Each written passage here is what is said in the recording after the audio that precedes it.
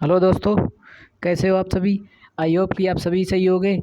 और आज हम कुछ जो पीईटी का जो प्रैक्टिस सेट है वो डिस्कस करेंगे। और इसमें जो प्रीवियस ईयर आए हुए क्वेश्चन भी इसमें शामिल हैं। और ये आपको जो करंट अफेयर का जो मतलब पीईटी में जो 50 क्वेश्चन आते हैं, GK GS current affair science, इनके जो क्वेश्चन आते हैं उनका उसमें से हम सभी अच्छे अच्छे जो क्वेश्चन हैं, वो जो मोस्ट एक्सपेक्टेड क्वेश्चन है वो आज हम डिस्कस करेंगे। तो अगर आप इस चैनल पर नए हैं तो कृपया इस चैनल को सब्सक्राइब करें। अब हम चलते हैं अपने क्वेश्चन पर।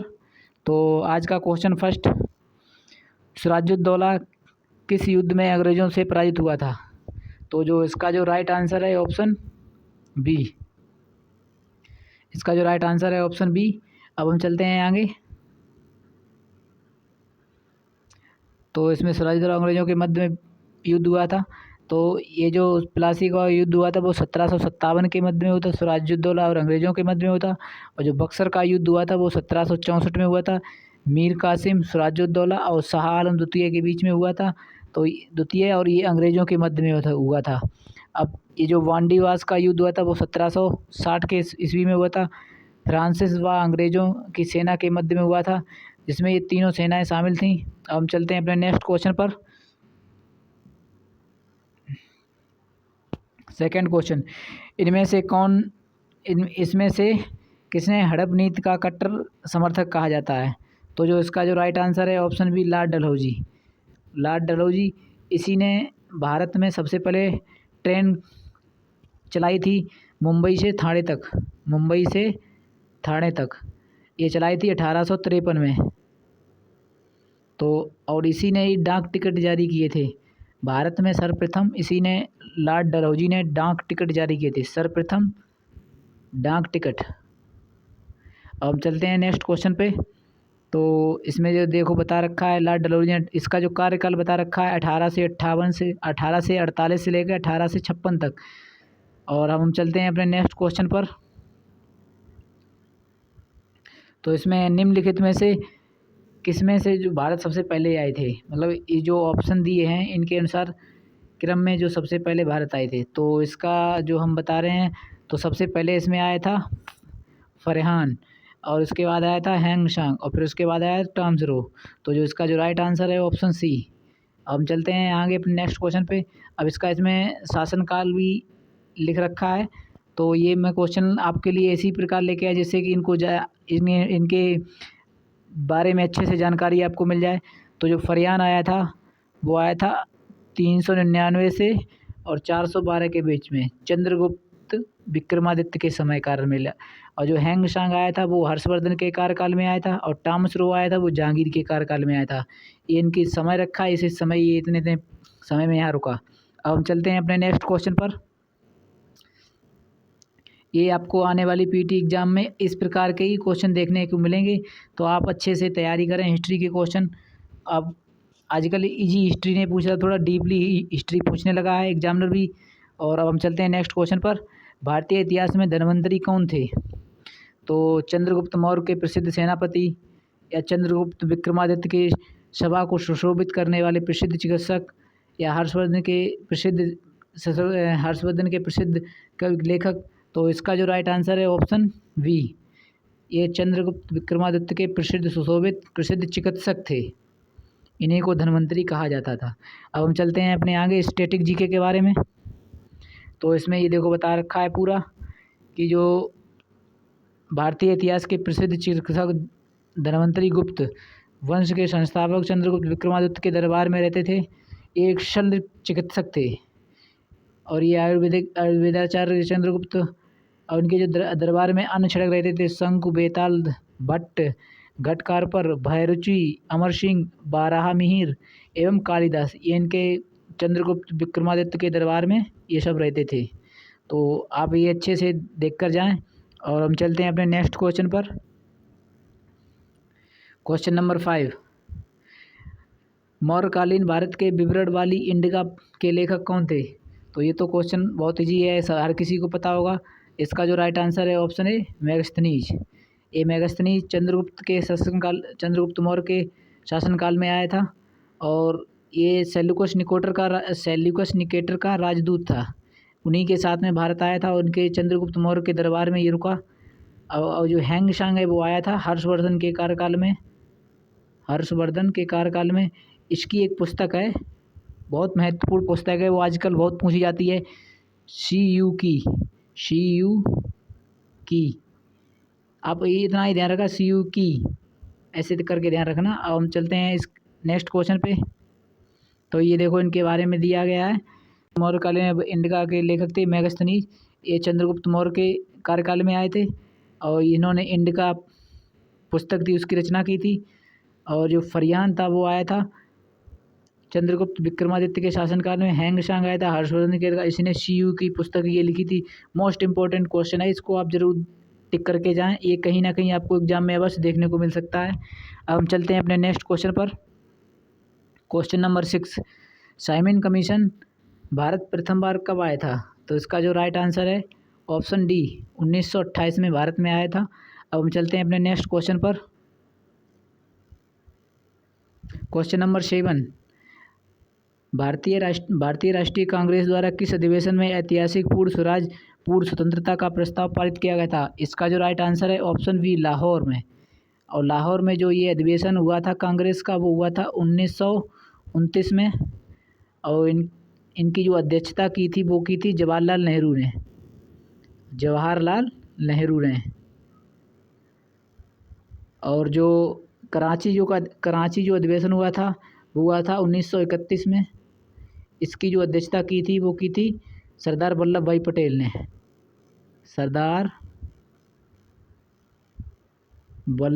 पटेल ने।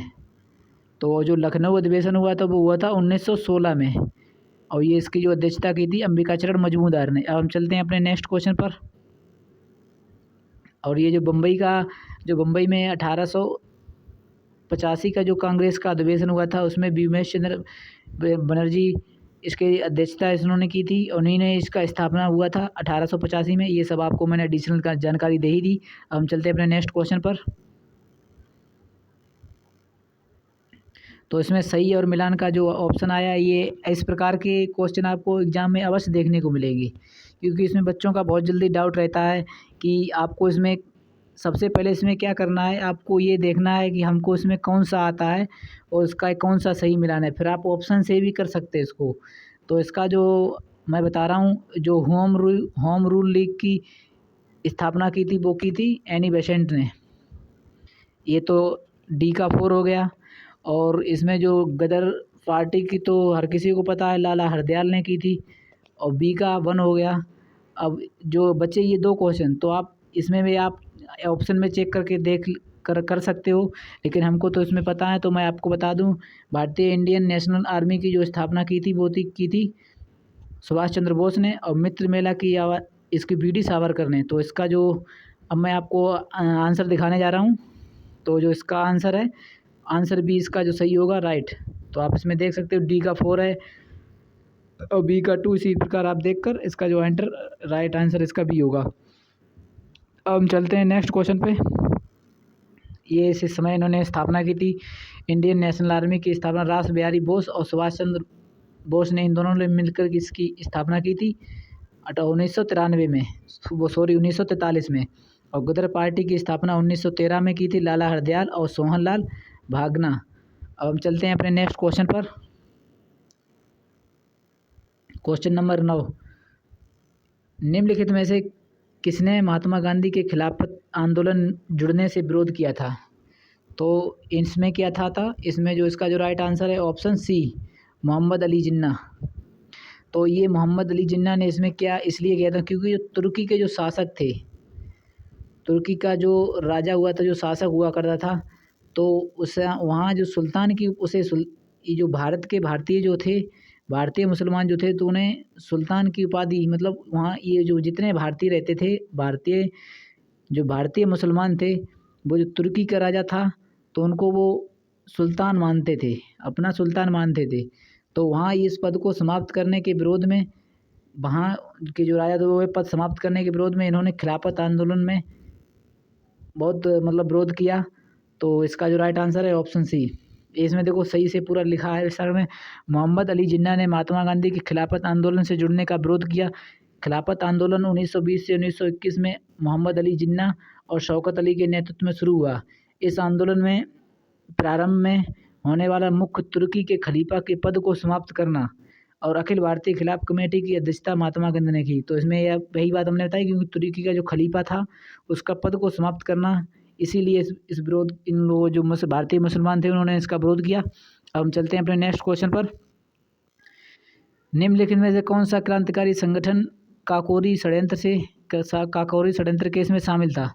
तो जो इसका जो राइट आंसर है ऑप्शन डी, इसका जो राइट आंसर है option D, Hindustan Republican association. अब हम चलते हैं अपने नेक्स्ट क्वेश्चन पर। तो इसमें देखो इनकी पूरा डिटेल दिया है कि जो कब कब इन पार्टियों की स्थापना हुई थी संगठन की। तो गदर पार्टी की तो आपको मैंने बता दी थी, लाला हरदयाल ने की थी 1913 में।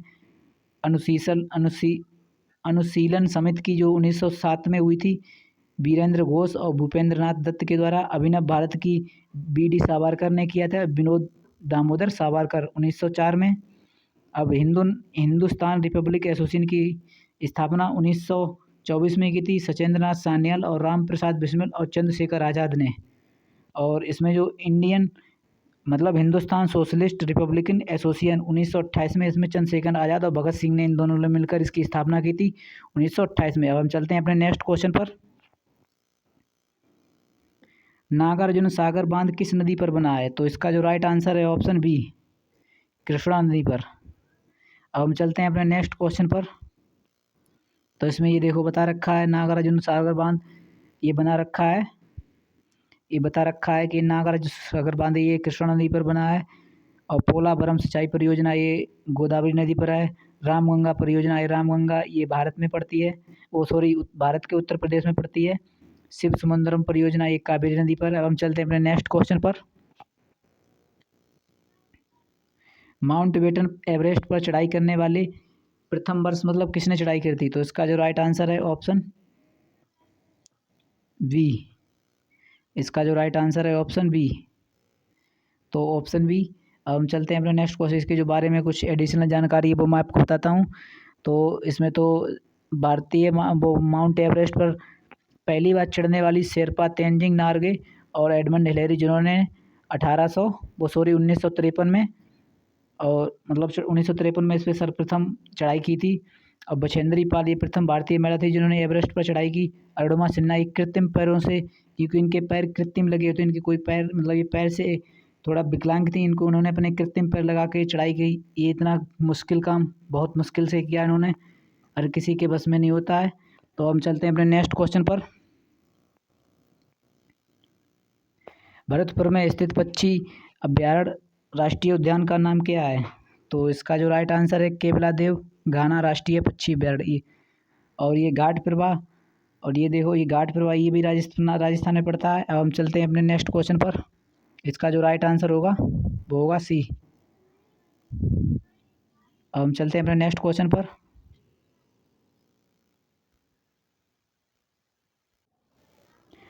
भिलाई इस्पात संयंत्र के लौह अयस्क का स्रोत है। इसमें ये पूछा है कि जो भिलाई इस्पात संयंत्र है जो लौह अयस्क का स्रोत करता है वो किस खान से करता है? डल्ली राजहरा खान से, कोरबा, उमरिया, राजनांदगांव। तो इसका जो राइट आंसर है ऑप्शन ए, डल्ली राजहरा। जो ये खानों का नाम है, जो खाने से खाद्यान्न जो निकाला जाता है, जो खाने से जो ब्रेक वगैरह निकलता है, इन खादानों का नाम है डल्ली हर्रा राजरा, यहाँ से लौह अयस्क निकलता है। अब हम चलते हैं अपने नेक्स्ट क्वेश्चन पर। ये दिया गया लौह प्राप्त डल्ली हरा खान से प्राप्त होता है। ये छत्तीसगढ़ के दुर्ग जिले में स्थित है। अब हम चलते हैं अपने नेक्स्ट क्वेश्चन पर। इसमें निम्न दिए गए दर्रों और उनके स्थानों का कौन सा जोड़ा सही नहीं है? इसमें सही नहीं। और आजकल जो आपको मैं बता दूं, आजकल जो एग्ज़ाम का पैटर्न चल रहा है वो ये ना पूछ के ये पूछेगा कि ये चीज़ ऐसी नहीं है। ये आजकल बहुत क्वेश्चन का जो क्रेटेज है वो चल रहा है। एग्ज़ाम आपके दिमाग के साथ खेलता है, क्योंकि आपको तो पता है कि जोजिला और बुर्जिली ये खूब पता है कि ये हिमाचल प्रदेश में पड़ते हैं, लेकिन हाँ, तो ये जो इस प्रकार के ऐसे ही क्वेश्चन है। तो इसमें देखो जो इसमें गलत पूछा गया है जी, जोजिला और बुर्जिली तो पता है हर किसी को जम्मू कश्मीर पड़ता है, तो ऐसे ही क्वेश्चन है। इसमें देखो ये तो दोनों सही हैं। और उत्तर प्रदेश में कोई दर्रा नहीं पड़ता है। ये तो एक पहला गलत हो गया। और इसमें जो पूछा है थांगला और नीति पास और लिपुलेख के दोनों उत्तराखंड में पड़ते हैं। तो ये देखो हिमाचल प्रदेश, ये भी गलत हो गया क्योंकि हिमाचल प्रदेश में रोहतांग दर्रा पड़ता है जहाँ पर अटल सुरंग बनाई हुई है। तो ये नाथुला, ये तो सिक्किम में पड़ता है। तो इसका जो गलत आंसर है वो सॉरी दूसरा और तीसरा, इसमें कहीं होगा, ये रहा दूसरा और तीसरा। और हम चलते हैं अपने नेक्स्ट क्वेश्चन पर।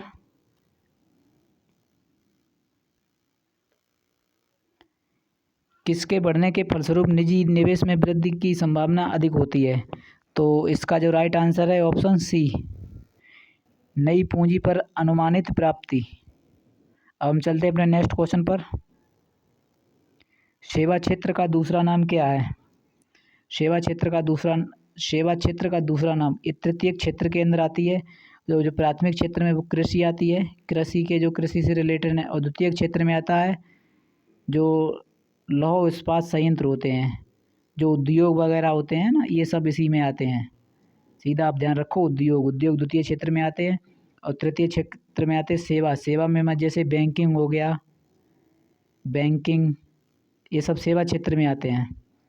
जो मतलब आप किसी को सेवा प्रदान कर रहे हैं, वो जैसे बैंकिंग हुआ, और भी ऐसी बहुत सी चीज़ें हैं। तो ये सब सेवा तृतीय क्षेत्र के अंतर्गत आती हैं। अब हम चलते हैं अपने नेक्स्ट क्वेश्चन पर।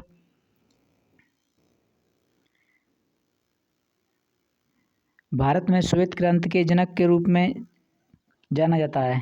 तो इसका जो राइट आंसर है option B, doctor Verghese Kurien को, इन्हीं को श्वेत क्रांति का जनक कहा जाता है। अब हम चलते हैं अपने नेक्स्ट क्वेश्चन पर। भारत में आधुनिक सुधार 1991 के दौरान प्रधानमंत्री कौन थे? तो इसका जो राइट आंसर है ऑप्शन ए, पीवी नरसिम्हा राव। अब हम चलते हैं अपने नेक्स्ट क्वेश्चन पर। ये पीवी नरसिम्हा राव 1991 से लेकर ये प्रधानमंत्री नरसिम्हा राव, वित्त मंत्री यहाँ के मनमोहन सिंह थे। अब हम चलते हैं अपने नेक्स्ट क्वेश्चन पर। निम्नलिखित में से क्या भारतीय संविधान की मुख्य विशेषता नहीं है? तो इसका जो राइट आंसर होगा, क्योंकि भारतीय संविधान की शक्तियों का विवरण, ये तो भारतीय संविधान में शामिल है। शक्तियों का विवरण ये तो भारतीय संविधान में शामिल है। और लिखित संविधान और संविधान की सर्वोच्चता, ये भी सही है। और अर्धसंघीय संरचना, ये भी सही है। तो इसका जो राइट आंसर है ऑप्शन बी, ये गलत है, प्रतिबद्ध न्यायतंत्र। तो इसका जो राइट आंसर ऑप्शन बी होगा। अब हम चलते हैं अपने नेक्स्ट क्वेश्चन पर। तो नेक्स्ट क्वेश्चन, भारतीय संविधान को कौन सा अनुच्छेद राज्य सरकारों को ग्राम पंचायतों के आयोजनों को निर्देश देता है? तो इसका जो राइट आंसर होगा ऑप्शन बी में ये ग्राम पंचायतों का आयोजन, ये बलवंत राय मेहता समिति के द्वारा ये गठन हुआ था। और जो संविधान संशोधन हुआ था 1992 में, इसका शायद संविधान, ये मुझे सही से ध्यान नहीं है, आप देख लेना। और जो अनुच्छेद 44 है, ये समान सिविल संहिता, जो वर्तमान में गोवा में लागू है। और जो उत्तराखंड की जो सरकार है, इसने यहाँ पर इसका बिल पारित किया है। तो आने वाले समय में आपको उत्तराखंड में भी ये चीज़ लागू देखने को मिल सकती है। अब हम चलते हैं अपने नेक्स्ट क्वेश्चन पर। ये देखो 14 में ये इसका जो दिया गया पूरा ब्यौरा। अब हम चलते हैं नेक्स्ट क्वेश्चन पर। त्रिस्तरीय पंचायती राज व्यवस्था का विचार किसने रखा था? तो इसका जो राइट आंसर है option A, Balwant Rai Mehta committee द्वारा रखा गया था। अब हम चलते हैं अपने नेक्स्ट क्वेश्चन पर। इसके बारे में दिया, बलवंत राय, प्रतिवर्ष 24 अप्रैल को पंचायती राज दिवस मनाया जाता है। और 24 अप्रैल 1992 को 73वां संविधान संशोधन अधिनियम लागू हुआ था। बलवंत राय मेहता समिति, ये जो इसके बारे में दिया। हम चलते हैं अपने नेक्स्ट क्वेश्चन पर। त्वचा की ऊपरी सतह कहलाती है, तो इसको कहते हैं इपीडर्मस। त्वचा की ऊपरी सतह को कहते हैं इपीडर्मस। अब हम चलते हैं अपने नेक्स्ट क्वेश्चन पर। रियाद किस देश की राजधानी है? तो ये सऊदी अरब की रियाद किस देश की राजधानी है? सऊदी अरब की है। और जो बांग्लादेश की है वो ढाका है। इसकी जो मुद्रा है वो टका है। अब हम चलते हैं अपने नेक्स्ट क्वेश्चन पर। क्षेत्रफल की दृष्टि से भारत का निम्नलिखित में कौन सा राज्य सबसे छोटा है? तो इसका जो राइट आंसर है ऑप्शन ए बी, गोवा। और गोवा में ही आर्टिकल अनुच्छेद आर्टिकल 44 लागू है, ये समान सिविल संहिता कहते हैं, समान सिविल संहिता। अब हम चलते हैं अपने नेक्स्ट क्वेश्चन पर।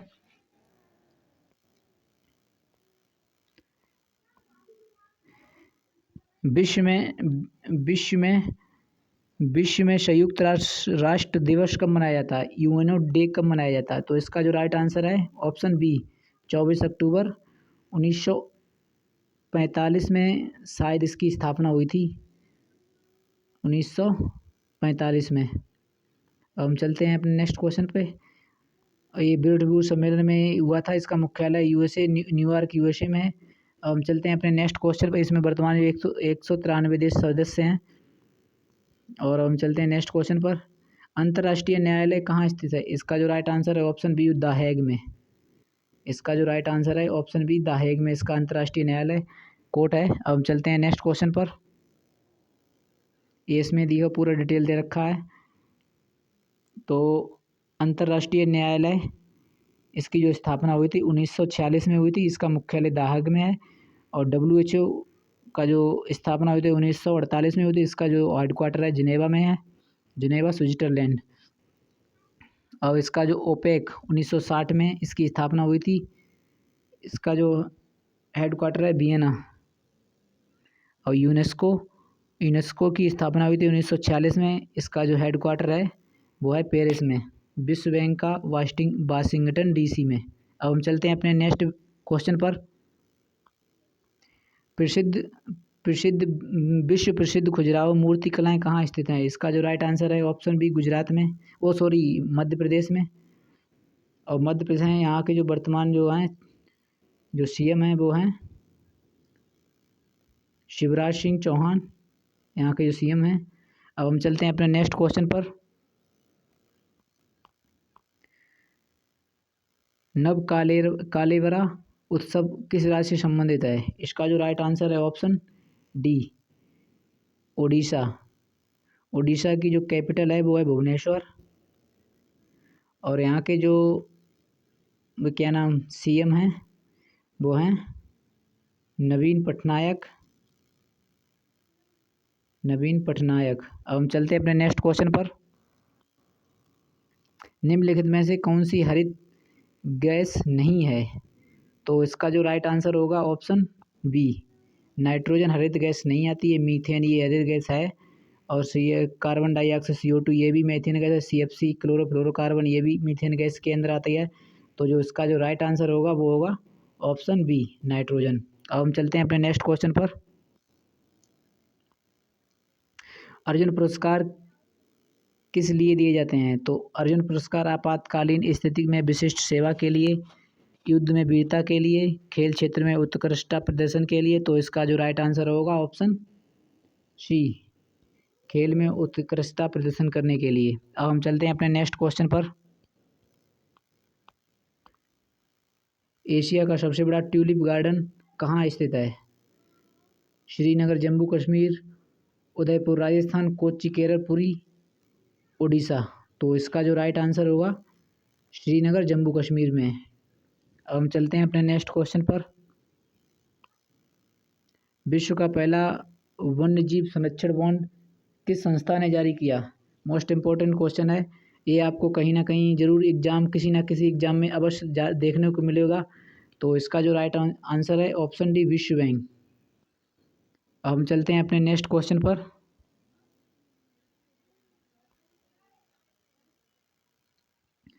पच्चीस मार्च 2022 को किसे अंतर्राष्ट्रीय श्रम संगठन ILO का नया महानिदेशक चुना गया है? तो इसका जो राइट आंसर है गिलबर्ट ऑफ होंगवो। ये भी क्वेश्चन मोस्ट इम्पोर्टेंट है, ये क्वेश्चन करंट अफेयर के, आप इसे टिक जरूर करना, ये कहीं कहीं ना आपको किसी ना किसी एग्जाम में अवश्य देखने को मिलेंगे। अब हम चलते हैं अपने नेक्स्ट क्वेश्चन पर। 23 मार्च 2022 को किसने ब्रिक्स टीका अनुसंधान एवं विकास केंद्र का शुभारंभ किया है? तो इसका जो राइट आंसर होगा ऑप्शन डी, मनसुख मंडाविया। अब हम चलते हैं अपने नेक्स्ट क्वेश्चन पर। एबल पुरस्कार 2022 दिए जाने की घोषणा की है, तो इसका जो राइट आंसर है option C, Davis personnel Sullivan. अब हम चलते हैं अपने नेक्स्ट क्वेश्चन पर। निम्नलिखित में से किस राज्य में केवलादेव राष्ट्रीय उद्यान जो अफ्रीका बोमा तकनीक का प्रयोग करने के लिए फेमस हुआ है? तो इसका जो आप इसे क्वेश्चन जरूर टिक करके जाना, ये आपकी पीटी एग्जाम में, पीटी जो एग्ज़ाम है वो 100% देखने को मिलेगा। तो इसका जो राइट आंसर होगा ऑप्शन ए, राजस्थान में है ये केवलादेव राष्ट्रीय उद्यान। अफ्रीका से बोमा तकनीक का प्रयोग किया गया है। तो हम चलते हैं अपने नेक्स्ट क्वेश्चन पर। 14 जून 2022 को प्रधानमंत्री नरेंद्र मोदी ने कहाँ पर संत तुकाराम शिला मंदिर का उद्घाटन किया है? तो इसका जो राइट आंसर है ऑप्शन ए, देहू पुणे में। अब हम चलते हैं अपने नेक्स्ट क्वेश्चन पर। तो सॉरी, अब आज के नए क्वेश्चन थे, और इस क्लास की जो पीडीएफ है, इस क्लास की जो पीडीएफ है वो मैं आपको अपने चैनल टेलीग्राम पर भेज देता हूँ। जो क्लास अभी ख़त्म होने के बाद तुरंत उसको टेलीग्राम पे मैं भेजता हूँ। तो जो टेलीग्राम की लिंक है, टेलीग्राम की जो लिंक है वो वीडियो के डिस्क्रिप्शन में मिल जाएगी। तो आप वहाँ से जाके टेलीग्राम को अवश्य ज्वाइन करें। और ये हमारा चैनल है इंस्टेंट कॉम्पिटिटिव को, इसको सब्सक्राइब अवश्य करें। आई होप कि आपको ये क्लास अच्छी लगी होगी, और इसी प्रकार से आपको एक सेट डेली कराते रहूँगा, प्रैक्टिस सेट, जिससे जीके में आपको कोई प्रॉब्लम ना हो। जीके में आप पूरे अगर 50 क्वेश्चन आए तो उसमें कोशिश करो कि आप 45 क्वेश्चन सही करके आओ। तो आई होप कि आपको ये क्लास अच्छी लगती है। धन्यवाद।